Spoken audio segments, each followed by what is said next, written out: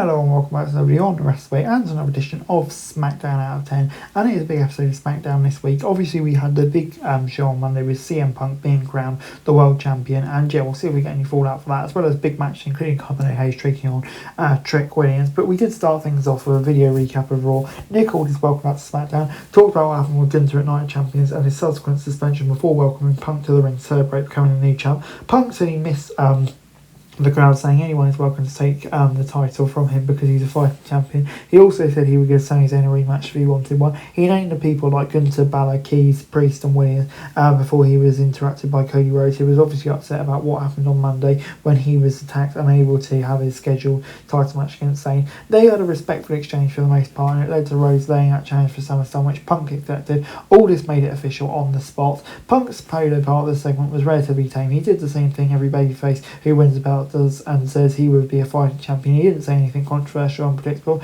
Rhodes being his first challenger isn't surprising, and their exchange was little on the uneventful side. It's going to be interesting to see how WWE fills the time between now and SummerSlam. They're both good on the mic, but the segment didn't do either of them any favours. It wasn't bad, but nobody's going to be talking about it tomorrow.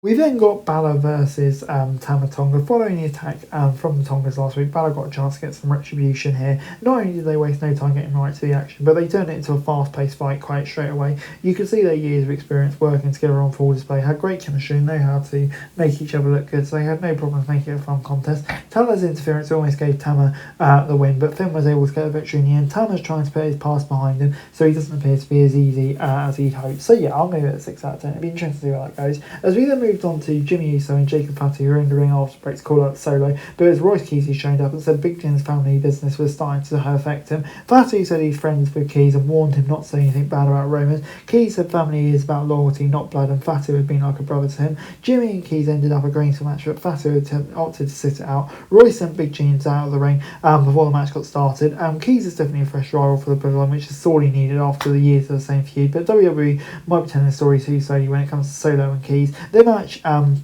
we got here fell off in some ways. It was a little slow in certain spots, and it never really felt like they had much chemistry. They had some moves that were mistimed, but it wasn't devoid of entertainment. Sikoa showed up and attacked Jimmy, but Fatu came back to fight him. They brawled at ringside when Jimmy got the win with the spirits. A little sad. The most exciting part of the Uso v Keys was the fight between Sikoa and Fatu, when Fatu turning on Keys after it was over. I'm going to give it a 5 out of 10. Next up, we saw Alexa Bliss take on Jade Cargill. Charlotte Flair was in her corner, and Meechin and B-Fab were there to support Jade. We had seen several different matches featuring these two teams in recent weeks, with Stratton and Green being involved in many of them, so it's starting to feel repetitive. In fact, we just saw many of the same pairing to have a singles match at the end of May. The size difference between them put Bliss as the underdog, which isn't a problem. She usually ends up the smallest competitor, but it did add to the repetitiveness. The first bat was a little sloppy, but the second half was better. Alexa put up a good fight, but Jade predictably got the win. I'll give it a 4 out of 10. As we then moved on to Trick Williams versus Melo Hayes. Hayes had a chance to fight Williams this week, but the US title is on the line. Melo would have had to win here to earn another shot. Putting the match in the main event spot was smart, because WWE knows it can rely on these two men to put on a great match. Even with as many times as we've seen them fight, it never feels like it, because they have found a way to make it feel more fresh. Back in NXT, the Melo was a big dog and Trick was a hype man. These days it feels like Williams is the bigger star and Hayes is fighting to keep up, making it more intriguing. Rumours of Corbin returning have been swirling for weeks, but we got confirmation when he showed up and attacked both men to end the show. It's never ideal to have an inconclusive ending, but it does set up for an interesting few weeks. The return of Corbin is going to be met with mixed reactions, but the way WWE did it definitely gave them some momentum right out of the gate. So I'm going to give it a 7 out of 10. I'm kind of intrigued to see where it goes.